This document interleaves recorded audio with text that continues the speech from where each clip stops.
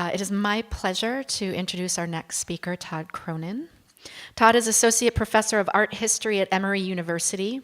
He's the author of Against Effective Formalism, Matisse, Bergson, Modernism from 2013, and articles on photographic previsualization, chance photography, orthodoxy, Brecht, Rodchenko, Max Ernst, Minor White, R.M. Schindler, Richard Neutra, the Eameses, this is a long list, Merleau-Ponty, Santayana, Simmel, and Valéry. He recently completed a book on Brecht, Rodchenko, and Eisenstein, and a study of architectural modernism in Southern California. He is a founder and editor of nonsite.org. And he, I believe it has just recently been announced, that he is the recipient of the Minor White Archive grant and will be in residence there this year, for part of this year. So please join me in welcoming Todd Cronan.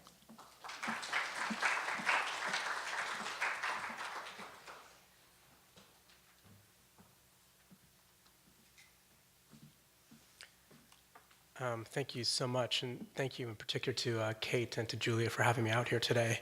It's been a really, it's a rare occasion to be able to attend a symposium on Minor White's work, so I'm absolutely thrilled to do that. And also a warm thanks to Charles for shepherding me through the travels out here today. Great. The camera must report a revitalization, Minor White wrote in his memorable Fancies, the artistic and autobiographical journal he kept throughout his career. What did he mean by revitalization? The world around us is vital, it is alive, but the photographer has to make it live again, live beyond its fleeting form in the reality experienced in everyday life. Revitalization is part of White's critique of documentary photography, one of his most frequent targets. He offered an analogy to understand the difference between art photography and documentary work. He described a man finding a piece of wood on the beach. At first, he says, the experience is rather indifferent, but let a man carve it and something wonderful happens. It acquires additional life. What is this additional life? What happens to the wood when it's carved? The wood is still wood, but it's also somehow different. What is the difference? When the wood is carved, it bears the traces of human intent. And for White, that was all the difference in the world. In White's words, the documentarian's approach is like finding a piece of wood. The creative photographer's approach is like making a sculpture. Even an object lying on the beach has a life, but an increase of life when seen as a photograph. End quote. So while everything in the world bears vitality, when the world is captured by the camera lens, it becomes something more than itself. But how exactly is this a critique of documentary photography? If everything takes on new life when it's seen as a photograph, then documentary photography succeeds in the same way as a straight work. Neither Dorothea Lange nor White is actually carving anything in these photographs. And yet, White starkly contrasts his friend Lange's found life, her found tragedy, with the, quote, structured drama, conscious tragedy of the creative artist. Lange's title, Tractored Out, tells us something specific about the nature of this scene. So does Lange's charged angle of vision. She wants to draw the viewer directly into the scene, immersing her, as it were, in the farmer's shoes, walking his barren fields. Lange hopes to elicit horror and sympathy for the impoverished lives of the Depression-era farmer. White's title, by contrast, is geographic. The angle of vision is wider, the eye hovers above the field. It is an altogether more detached and inclusive view of the landscape. The furrowed fields slope upward beyond the house in the middle distance, and at the far horizon we are given a glimpse of a lake, which wraps around the upper edge along the right side of the photograph. There is a kind of perceptual puzzle in White's view, as the strip along the horizon could be mistaken for sky, a sense which is confounded by the wedge of water visible at top right. Lange's landscape, by contrast, is meant to feel closed, oppressively so. We are held to account for the world before us. White spaces in general tend to open out into distant reaches. They're often taken from a high angle, suggesting unknown spaces beyond the thing seen. White's photographs of Front Avenue are highly characteristic in this regard. Notice how the light falls on the buildings at the furthest reaches of the scene, as though luring the viewer into the distance with its expectant glow. Or consider this view of the Knapp Lindley house, which seems to revel in highly complicated intersections, creating perceptual puzzles. And notice, too, how the light seems to emanate from a space beyond what we see. White borrowed the notion of revitalization, of providing additional life for the things seen, from his mentor, Edward Weston. Weston called his straight photographic practice seeing plus. Seeing plus is my approach, Weston wrote in his daybooks. Seeing alone would mean factual recording. The illustrator of catalogs does that. White had a special attitude toward the process of seeing plus, one that was, I think, profoundly at odds with Weston's vision. Here, for instance, in New York City, on the right, White repurposes Weston's famous pepper, playing up to the hilt its bodily dimensions. The pepper seems to be in some sort of dialogue with the flowers, even, we might think, grabbing or touching them with its fingers. Seeing plus for White meant seeing everything as though it were on a stage, all the elements playing a part for an unknown audience. So to my eyes, this photograph of Don Normark at Pebble Beach strays maybe into the ridiculous. I'm not crazy about this one. But it has the virtue, I think, of showing the way White tended to treat landscape as something that interrelates or folds humans into the landscape, or even better, folds landscape into a human framework of meaning. Here's White in one of his most explicit statements of his artistic attitude. So this is White. What are the foundations of my thought? Hell, it's anthropomorphism. Man seeing himself in everything. For White, anthropomorphism was the key to human communication itself. The importance of anthropomorphism is this, White writes. If people are suggested to everybody, there's a common basis for experiencing the print that works for both photographer and the spectator. This common basis is the humanness.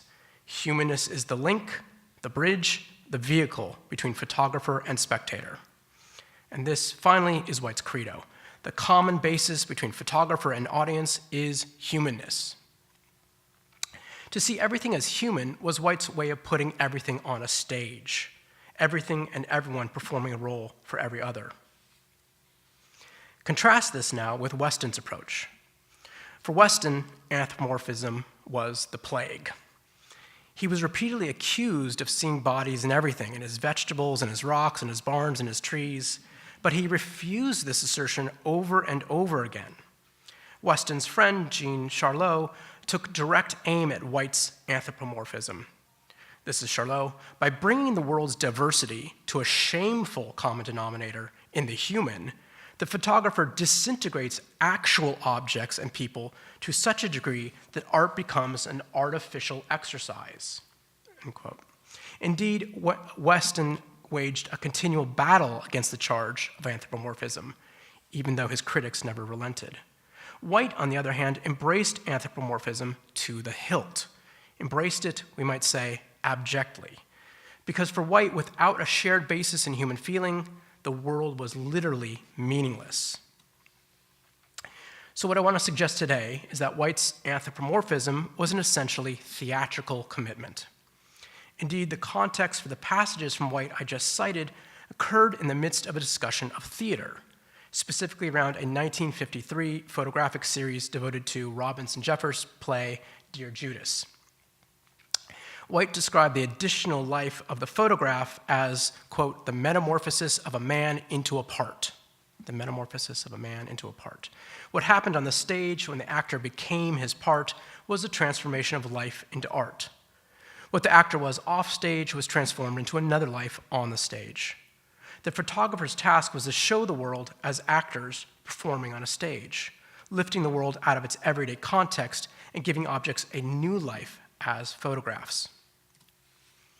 White first engaged with the theater when he photographed performances at the Portland Civic Theatre in 1939. And this is a still that's in the show upstairs from Thornton Wilder's Our Town. Beginning in 1941, Don Marie, director of the Civic Theatre, put on special performances for White, so that he could produce stills that he would later exhibit for the actors. White wanted to show the actors a living mirror of their part, so they could see, so they could visualize the character they had created. In other words, by photographing these special performances, White could edit together a series of individual gestures into a larger montage that would capture the spirit of the actor's role. What's, of course, special about this process is that White rejected the more obvious approach of photographing actors live on the stage, catching them unawares as they perform their roles. Indeed, White described the first step in photographic revitalization as the camera-conscious portrait. He called this a step beyond the candid, the caught, the person photographed unaware. The candid is an experiment that had to be fully explored. I feel that for me, it is dead. It is a dead end, rather. We should pause here to take the measure of this provocative claim. Perhaps the defining quality of photographic modernism, from Hill and Adamson in the 1840s through Turd Weston in the 1940s, was a commitment to the candid, the caught, the person photographed unaware. In these two instances, the subjects are asleep, and therefore definitively unaware of the cameraman, and by extension, the viewer. White's approach, by contrast, no matter what the subject, seemed always to occur under the sign of the camera conscious, or what I would call more broadly, theater. And while I can't elaborate on this claim here, I would add that Weston and Adams's landscape-driven practice was part of the wider history of candid photography. That is, for Weston and Adams, one of the most valued qualities of a landscape scene was its seeming incapacity to be camera conscious. Rocks, ocean, kelp, mountains, sand, shells were constitutively unable to take notice of the photographer. They were unaware in their very being. Here, for instance, is an extreme but by no means anomalous instance of Weston's commitment to photographing the world unaware. This is a kind of talisman, I think, for me, for Weston's practice. The dead man, just as a rock or a pepper, is unable to acknowledge the beholder.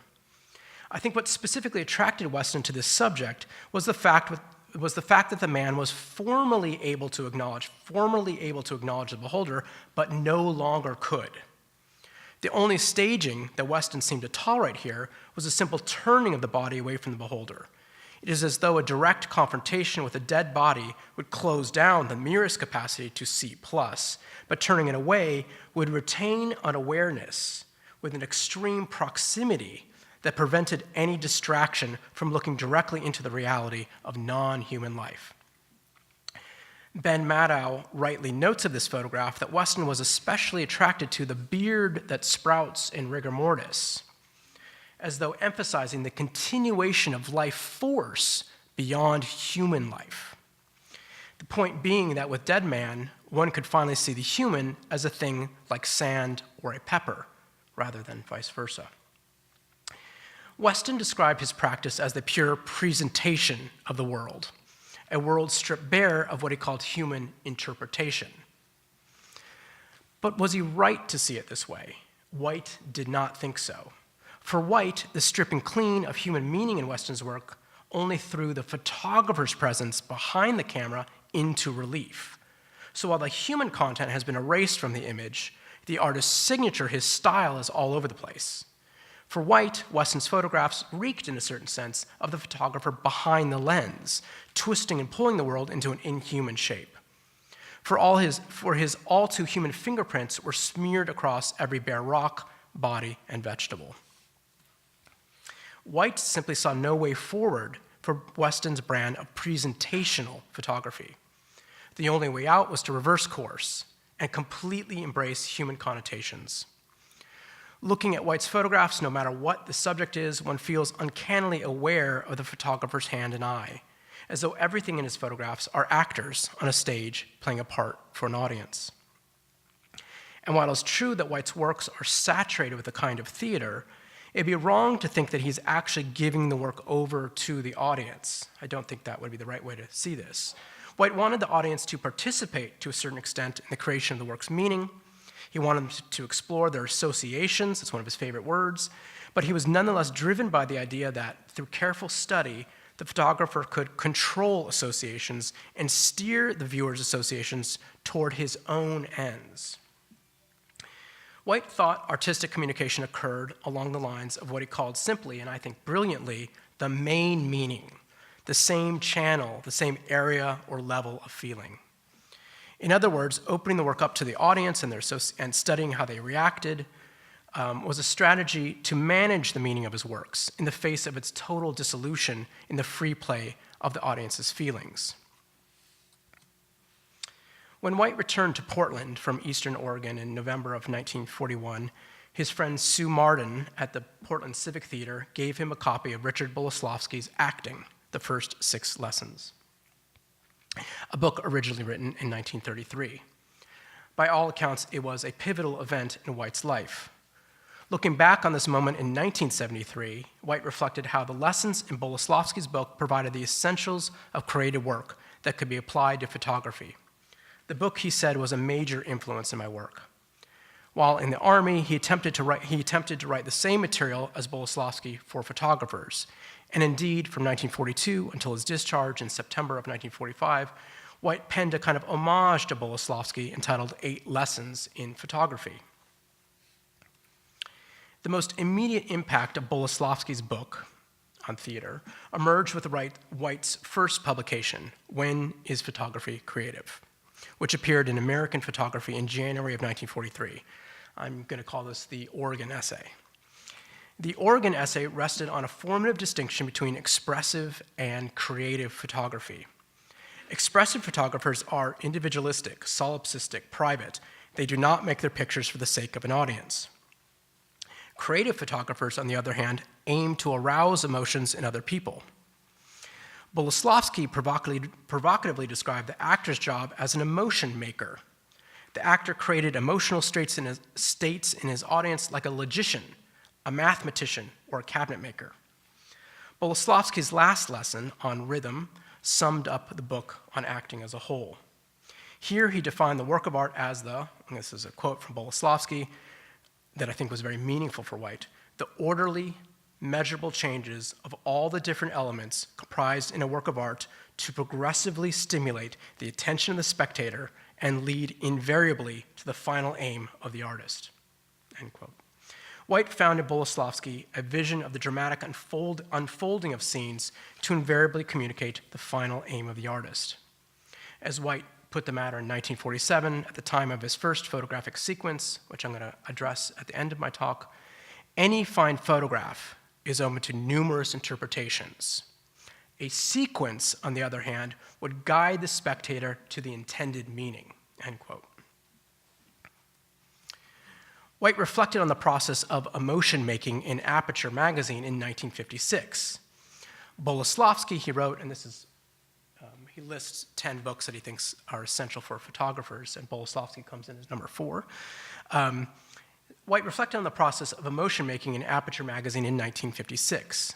Bola Slavski, he wrote, taught the photographer how to be a methodical craftsman of feeling, to find a working technique applied specifically to the problems of evoking feeling and mood in people via the photograph.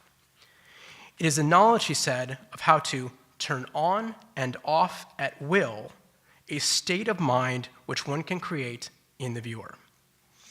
White summed up Bola Slavski's book this way, and it's a line very similar to the line I gave you just a second ago from Bola Slavski. The final product of the actor's art is the feeling aroused in the spectator. In the Oregon Essay, White provided readers with an example of the creative approach to emotion making in an audience. The scene is of a house along the beach with the ocean behind it, and the feeling it evokes is one of aloofness. But when the photographer comes to consider how to convey this feeling of aloofness to an audience through a lens and a print, he discovers the incompatibility between the medium, a camera medium, and the feeling he hopes to communicate. His point is that if the subject matter does not lend itself to the photographic medium, the subject must be dropped and a more suitably photographic variant found. White called this match between feeling and photograph previsualization, a term he borrowed from Turd Weston. The first half of the Oregon essay defends Weston's notion of previsualization. When the photographer pre-visualizes, White wrote, he looks at the scene, but he sees in his mind's eye a print of it. Printing from a pre-visualized negative is to get out of it the content remembered to have been inserted. Above and beyond this technical approach, White saw pre-visualization as a ritual practice, and I think this is really the crux of the matter. Pre-visualization, he said, is a discipline. When a man can do it, he's become one with his camera. Becoming one with the medium meant seeing had become seeing photographically. Here's White's most succinct formulation of the idea. I've made enough pictures so that now I see like a lens focused on a piece of film, act like a negative projected on a piece of sensitized paper, talk like a picture on a wall. It would be a mistake, I think, to see pre-visualization as an idealist approach, one where there is, say, a separation between idea and execution, intent and realization, subject and object, inner and outer, mind and matter. Better is to see how pre-visualization aims to resolve the problem of the putative difference between intent and medium, internal idea, and material expression. An artist who has immersed himself in his medium is able to see the world in terms of his medium, rather than projecting or inserting some content into it from the outside. Turd Weston's, in his 1924 portrait of Manuel Hernandez Galvan, offers something like an illustration of the concept of pre-visualization. Here, Galvan's concentrated gaze, looking out toward a peso he's ostensibly shooting with his revolver at this very moment, both coin and gun out of view, was meant to exemplify the concentrated mode of photographic seeing, shooting the figurative target in some kind of quasi-instantaneous realization of idea and execution. So there stands my camera, Weston later wrote, focused, trained like a gun. White, by contrast, tended to avoid this kind of absorptive rendering of momentary connection, as well as the isolation of figure against ground. I think White refused that, preferring instead to capture moments of what he called emotional rapport or emotional conflict between elements in his photographs, as though they're playing a part in some mysterious play. And I'll just say as an aside, there's a really wonderful room upstairs where you can, I think, is very indicative of this conflictual or rapport between elements in his photographs. You can see these all kind of side by side in the same room, where he has two elements, and they're even explicitly called out in the titles. So the lily pads and pike, the hand and the forge, the cable and the chain. There's a lot of like plus and in his titles. I think that reaches right at the core of White's approach, whereas Weston tends to isolate elements. White wants to see a kind of conflict or grouping of elements. And again, I think this is a kind of staging or theater or drama. Photographing the ocean, for instance, this is the kind of conflicted emotions, right? Photographing the ocean, White says, brings to mind the conflicted feelings of good and harm, depth and shallow, pools and rocks. And here, too, I think White is following Bola Slavski, where Bola Slavski describes the nature of double feelings, of how an actor must be happy and sorry at the same time, gleaming and tender. Again, the two elements. The question White was asking was how to convey this ambivalent or conflictual reality to an audience. White concluded that the best way to communicate the recurrent power of the ocean was not to photograph the ocean at all. Here, White seems to be following Bola Slavski's famous notion of affective or emotional memory. Emotional memory was a kind of storage facility in the mind where feelings are kept for later use. White's fictive photographer traveled around the landscape with this emotional memory in his head and heart and sought out the right subject that would properly match the conflicted feeling.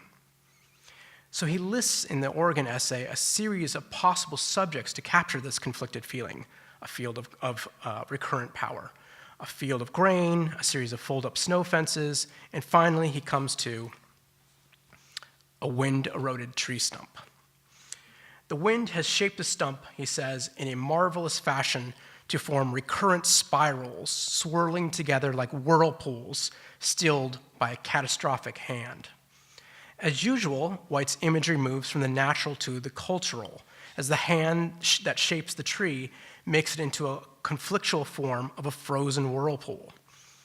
Unlike the ocean, wheat, or fences, the wind-shaped stump, he says, will convey the feeling of recurrent power to anyone who looks at it.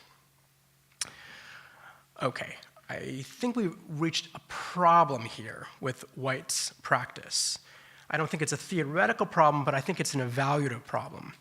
Can it possibly be the case that anyone who looks at the photograph of the stump will experience the double feeling of recurrent power? More than that, White insisted that the double feeling would be available to anyone over and over again just by looking at it. This strikes me as impossibly optimistic. If White's case rested on these grounds, that everyone will always and only feel what he wants them to feel, then White's project is, I think, a failure. But far more profound than the specific kinds of emotional realities he wanted to convey is his theoretical commitment to the project of universal communication. The great achievement, I would say, of White's practice is his complex account of communication of shared emotion through photographs, that everyone looking at a work, no matter who they were, when they were, or what they were, would be able to share in a similar set of emotional qualities, not the same, but similar set of emotional qualities. It's far less important to me that White's photographs effectively communicated specific emotional states, sometimes they do, usually they don't, than that he tenaciously sought to break down the barrier between private and public, individual and universal. As everyone here is well aware, one of the central emotional states White wanted to communicate was his homosexuality. White's courage in representing this emotional reality was, I think, unprecedented for his time. His inner and outer struggles were at the root of a great deal of his work. And at the end, I'm going to come to his first photographic sequence devoted to this subject. But his way of treating this struggle, I think, is equally special. That's to say, his complex feelings were above all human ones, and for that reason, accessible to everyone. White had a concise and inimitable way of putting the matter. Writing in his memorable fancies of a photographic sequence at an electric plant outside of San Francisco, he noted that, "In my recent photos, there's frequently a penis between tall things." Wish for intercourse? Who doesn't? Also a feeling of being alone expressed? Who isn't alone? This shift from the personal to the universal was for White the necessary progression from expression to creation. White thought the impersonal nature of the camera automatically generated a first-order distancing from personal expression. For those who are prone to print their hearts on their sleeves, White wrote, the camera image automatically provides aesthetic distance. It was the photographer's job to reinforce this automatic distance and to think of the audience's feelings as a version of their own. At the end of the Oregon essay, White introduced a crucial distinction between two types of creative work, objective and subjective. The subjective approach, White's own, aimed to understand all the possible implications of a subject, and then extract the implication that best matched the idea in the artist's mind.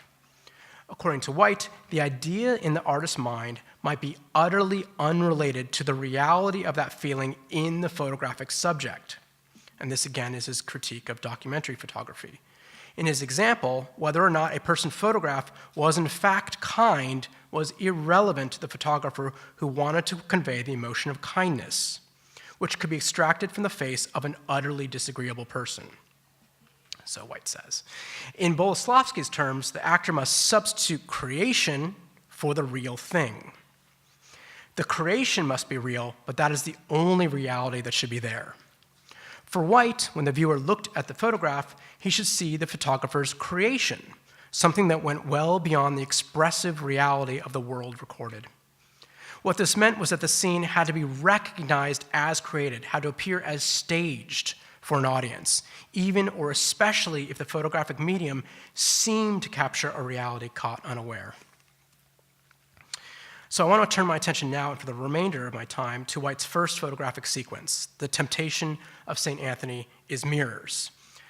I believe that this first sequence takes as its theme an unfolding narrative of the progress from expression to creation. Formally, this appears as the progress from the subject caught unaware to the camera conscious, right? So expression to creation is the same as the caught unaware to the camera conscious. This is not the temptation. I'm going to come to it in just a second. I think it is best to approach the first sequence somewhat indirectly, to see it through White's own eyes, looking back on it about 15 years later. Writing to Edmund Teskey, a struggling gay photographer in 1962, White admonished him to think about the distinction he first made in the Oregon essay about the difference between expressive and creative photography. It's a really incredible letter. Your photographs are still mirrors of yourself. In other words, your images are raw, the emotions naked. These are private images, not public ones. They are, this is all in italics, or underlined, they are expressive, meaning a direct mirror of yourself rather than creative. This is still in the letter. Still recalling this earlier moment, White recommended that the photographer read Bola Slavski, Acting, the First 6 Lessons, where he said, Bola Slavski described clothing of the naked emotions that is necessary to art. This is from the 4th of Bola Slavski's lessons. White, I think, is playing explicitly the role of a theater director to the actor in his exchange with Teskey. Teskey had sent White images of someone who, as White puts it in the same letter, had his sex wires crossed. Scenes White reflected of confusion, self-pity, anger, guilt. There is no end to it. The inner conflict is neither resolved by solution nor by death. White implored Teskey to find the story, all caps, in the work, to universalize the images and make them available to others. Comparing Teskey's works to those of Frederick Zummer, whose subject matter he insisted would make even you squirm, he found, totally true, he found that they were capable of being mirrors of the man looking at them, as well as being mirrors of himself. In brief, universality, appropriately addressed emotions and inner psychological events. For White, making photographs that only reflected the self was like narcissistically contemplating oneself in the mirror. Here's how White described it, again, inimitably, in The Memorable Fancies. Why not just create for oneself? To do so, he said, is like masturbation. Only the self is pleased. This is expression. White identifies the progress from expression to creation as the turn from masturbation to sex with another. To create for others is like copulation. The self is pleased and further rewarded in pleasing of another. Double giving is triple receiving, like reflections in mirrors facing each other. Okay, with this mirror imagery in mind, I would like to turn now to the first photographic sequence, and its very ambiguous title, The Temptation of St. Anthony is Mirrors of 1948. This was not exhibited in his lifetime and was first shown in public at the Getty Museum in 2014. This sequence was White's way of working through the precise problem raised by Teskey's photographs. St. Anthony's trial was a struggle to overcome expression and enter into creation, to progress from personal to universal. Who is being tempted here? The subject of the sequence, Tom Murphy. These are all photographs of Tom Murphy in the sequence. Or is it Murphy playing the role of St. Anthony? Again, it's got a theater to it. Acting out his biblical trials? Or is it Minor White, tempted by Murphy? None of these, I think, is quite right. The temptation is mirrors. What tempted the monk was what tempted White, and what he saw tempting Teskey. The temptation is expression, to turn the work of art into a private fantasy. It is the narcissistic temptation of mirrors, of self-regard, that is for White the standing threat to art. And it is, I suggest, the basic thematic material of much of White's work. A full 10 out of the 32 images that make up the temptation are details of hands or feet. Numbers 3, 4, 5, 13, and 30 depict crossed hands draped over a chair back, the sitter's jacket folded over at the wrist. Numbers 6, 8, 10, and 32 depict Murphy's bare feet from just above the ankle, his pants folded in a manner similar to his jacket. Plate 16 shows a bare leg from the bent knee down with 2 rocks before it. The rocks presumably signify instruments of self-punishment. At first glance, some of the plates, like 17 and 19, seem to mirror one another. But the point of the proximity would be to sensitize viewer to the differences between seemingly similar arrangements, to break down the mirror effect. Here, for instance, in the way the sitter's right hand appears on his left thigh, the hidden arm suggestively concealing his torso on the other side of the photographic space. Other works in this sequence clearly feature Murphy's bare hands, like 18, 20, and 31, and bare feet, as in 17 and 19, although now they're made part of the body's larger expressive life. It is highly likely that White was making use here of another passage in Bola Slavski's book, where he asked his student to study the hands of Botticelli, of Leonardo, of Raphael. Understand their weakness, that is the hand's weakness, their flower-like tenderness, their narrowness, their flexibility. Bola Slavski asks his student to study in depth the way Leonardo da Vinci treats the hand in The Last Supper, and this is Bola Slavski. The key element here is the hand, underscored. It changes its position 26 times, 23 visible and 3 invisible. If you knew all the positions by heart and could freely change from one to another, building up their significance with each change, you would achieve a rhythm of that particular masterpiece. Seeing the hand in sequence, building up their significance with each change to create an overall rhythm is, I think, precisely what White is up to here. Plates 3, 4, and 5, the top row, show the hand full of a kind of gestural symbolism. We might even say in positions, this is how I read it, shaking, gripping, and counting. Right? Shaking, gripping, and counting, something like that. There are also images of a body in motion, seemingly caught in the midst of an ongoing action. Reduced to hand gestures, they take no notice of the beholder, evoking instead an inward life beyond the photographic frame. With plate 13, the hand that's the bottom left, the hand is now relaxed, passive, as though it's given up its role as bearer of symbolic meaning. By the time we reach plate 30, the hand is, I want to say, reborn, given back a kind of inner life. The veins, once again, are surging with vitality, but life no longer tied, I think, to a kind of conventional symbolism recorded in plates 3, 4, 5. Consider now the first image of the sequence on the left. The first image of the sequence shows Murphy's naked body fitted here with White's proverbial fine piece of wood, a kind of iconography for his Anthony. He does not interact with the wood. He is reclusive, inward drawn, absorbed in himself, taking no notice of the beholder. The wood recurs in number 21 in the middle.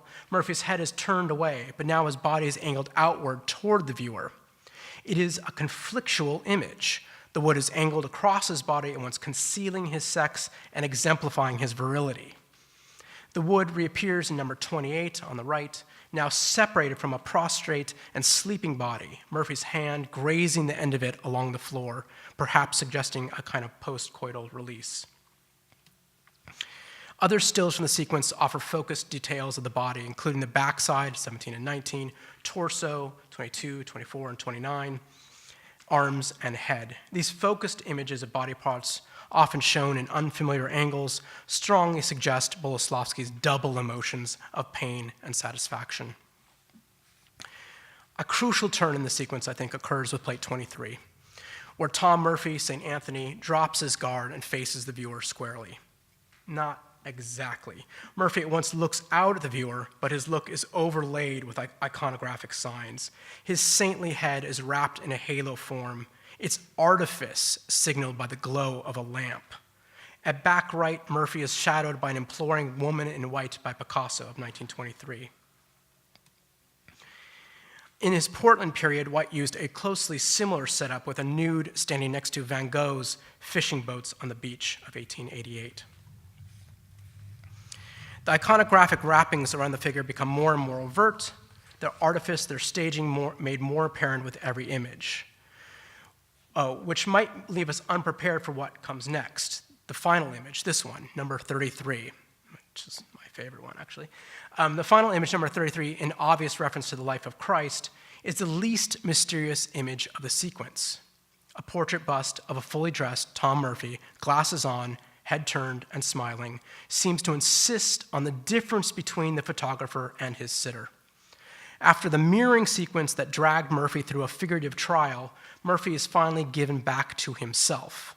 St. Anthony, it turns out, was the artist all along. The temptation was toward mirroring the self, toward self-expression, of making over, in this instance the straight, sitter into his desired object. But the temptation is not just White's. This is a temptation of every artist, to make the world over into a reflection of themselves, to turn the public into a private world. White was fond of quoting T.S. Eliot here, and he cited T.S. Eliot throughout his life. This phrase, from tradition and the individual talent, I think strikes to the heart of White's aesthetic. The more perfect the artist, the more completely separate in him will be the man who suffers and the mind which creates. The more perfectly will the mind digest and transmute the passions which are its material. The passage from expression to creation, from self-mirroring to universal art, was the painful but necessary separation of the man who suffered from the artist that created. For Eliot, language separated a man from himself. For White, it was the camera. The objective recording mechanism of the lens detached the world from the artist's hands, but more importantly, White's theater, his staging of the world in humanly meaningful terms, reinforced the separation of the photographic subject from himself. The temptation begins with Murphy's body given as whole, offering himself up to the artist. By the end, Murphy is given back to himself. The central paradox of White's art was that the world only became itself once it was traveled through the space of theater, of artifice. Unlike Weston or Lang, White's subject could not be apprehended directly, but only indirectly by way of the conventions of art.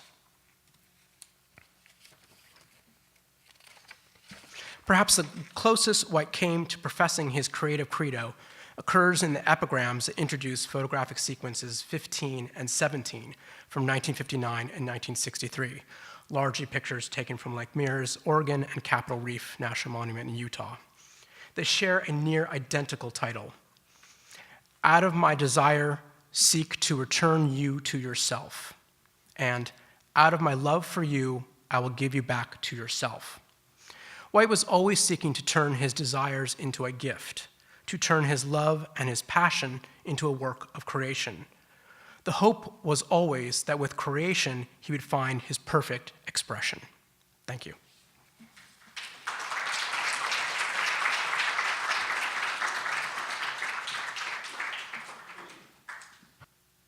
Thank you. I was very excited about the prospect of seeing the exhibit that's here now, in that I was born right in Portland in the middle of his tenure here. And I've been back 4 times now with other people of my generation, and very puzzled by the photography in that it couldn't be any further removed from its subject matter. It's a sanitized, sentimentalized version of the docks and the industry along the river. But as I hear you, and this just maybe the wrong application, but it seems to me if what's really important is not a documentary view of the noise and the, there's a very rough scene down there, that really it's more of an expression of what a composition and form and tone than it is actually a documentary of what he was actually taking a picture of. I'd be curious your reaction. Yeah, I think that's a great way of putting it. I think it's right to come to these photographs expecting a kind of high degree of grit and reality of the scene, and then to be, as it were, almost shaken or shocked into what you called the kind of sanitation, but I would call it the artistry, right? And you're meant to have that kind of double take. I think it can go, I think what you're feeling maybe is that it goes too far sometimes, that it's over sanitizes. And I think that's always the danger of the kind of this theatrical approach is that it becomes, yeah, I mean, at its worst, it can become kind of gimmicky, and that's what I was trying to suggest with the Don Norm arc. It goes too far into a kind of, it becomes slightly goofy at times. But that's not at all the case, I think, with the majority of White's work. But I think it's absolutely right to see it as a kind of, your immediate expectation is being frustrated by the aesthetic, which is the move, as I've tried to suggest, between expression and creation. Yeah. Thank you, that's very helpful. Thanks, Todd. Sort of a statement leading into a question. As you describe it, it sounds to me, it makes a lot of sense of the stuff we see about his occultism, his interest in Alvin Langdon Coburn, and so on. In hearing your description, it seems like he's moved away from the sort of precisionism, the medium specificity of a photographic modernism with someone like Weston towards more European modernism. I'm thinking of Kandinsky wanting to play the audience like a piano, or Mondrian trying to find a universal human language, these kind of larger aspirations of a broader modernist project. So I wonder if that resonates or is meaningful. And even so, and this is the question part, that project more broadly is challenged by post-structuralism and other approaches in the 60s and 70s. So I wonder if you think this was as strong of a description of White's total philosophy as I've ever heard, but does it carry any weight beyond the horizon of his lifetime? Does it set up further precedents kind of immediately around him, or was it idiosyncratic to him? Yeah, great. So that would produce a pretty long answer, I think. So my suggestion would be this, and I feel kind of strongly about this, is that the value of White is the depth to which he understood and took to the heart of the matter audience response. I don't think any photographer, on through Roland Barthes thought more deeply about the nature of audience response than Minor White. I think he comes to a radically different conclusion with the same set of material. And that is to say, he thought that he could try and understand how people thought so that they can communicate. The danger with the punctum is, and I would, have a lot to say in this matter, is that it's privacy. And Barthes says that as much. Then we are locked in our private experiences. White wants to find a way in which something like we can dream together, if that doesn't sound too far out. But I think that's really what he thought, so that in your deepest recesses, you are not alone. He didn't want to be alone, and I don't think that's a kind of specific to his biography. I think that's a human feeling. So he's trying to find a way through a medium which does lend itself so strongly to a kind of Roland Barthes type argument of individual responsiveness to find there the roots of something like connection. So I think that's a very profound project, which certainly has ramifications nowadays. In terms of the European modernism, I'm not sure. And this is kind of like what I do in my J job in a sense. I would want to say Kandinsky and Mondrian are kind of like at loggerheads, and that there is a certain kind of Kandinsky type aspect to what White is saying here, with one crucial proviso. Kandinsky doesn't care about associations at all, whereas Minor White's thinking about human terms, whereas Kandinsky thought he could isolate a line and see what it does to you. That's anathema to White. White's saturated in a kind of world of human emotions, which are conventional, historical, have nothing to do with the kind of like, you can get them in a petri dish, which Kandinsky was committed to. So in that sense, I want to say even more that White is kind of like, offering some alternative to it. But also, from my perspective, Kandinsky and post-structuralism are much closer to one another, and I've written about this. And then I think White and Mondrian are doing something different. And I think this is a kind of continual conflict rather than a historical one. This idea of transactions that he was after, getting an emotional response from the viewer, I'm wondering if the ongoing presence of verse and poetry with the later post-war works, if that sort of indicated that he felt that photography as a medium had a shortcoming, or was he was there sort of intent behind the words paired with the images that sort of complemented that attempt, basically. Yeah, I mean, I think he takes the kind of, in this sense, modernist and postmodernist affirm this in the sense that language has this distancing function to it. And he took that also that the camera has a kind of automatically distancing function to it. So in that sense, language and the camera worked similarly. But of course, there's no question that a photograph has the impact of reality.